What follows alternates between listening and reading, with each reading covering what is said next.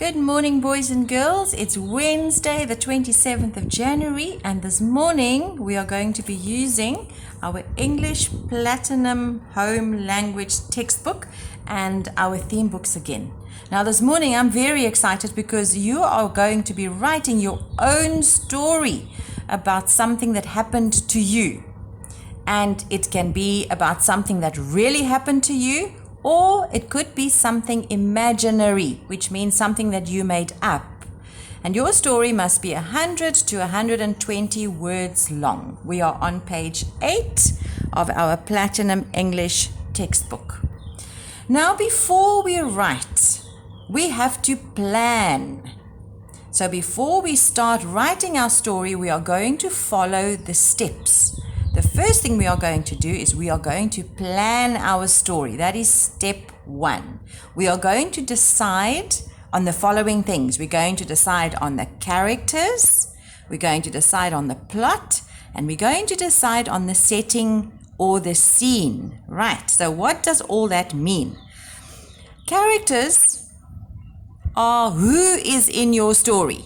Okay, but the main character in the story we're going to be writing is going to be you. And then you have to tell me what other characters there are going to be in the story. Use your imagination. Or if it is a real story, tell me who the other people were that was in your story. The plot means the important events in the story, which means what happens. And then we have to plan the setting or the scene. That means where your story takes place. So what I want you to do for me is to take your theme book and on a new page, this is quite important, on a new page, you're going to write the date. It's the 27th of January. We're going to write PE, so short for Platinum English. We're going to write. And we're going to write the page number, it's page 8. You underline both of those, you skip a line, and you rule off. Please make sure that you do it neatly. You skip a line, and then we are going to write step 1, plan. You're going to write the heading, characters, and then I want you to write down a few characters that's going to be in your story. You can write the word me. You can write the word my brother Luke. You can write my cat Timmy. It is just a few words that you jot down. You don't have to write full sentences. You just write a few characters that's going to be in your story.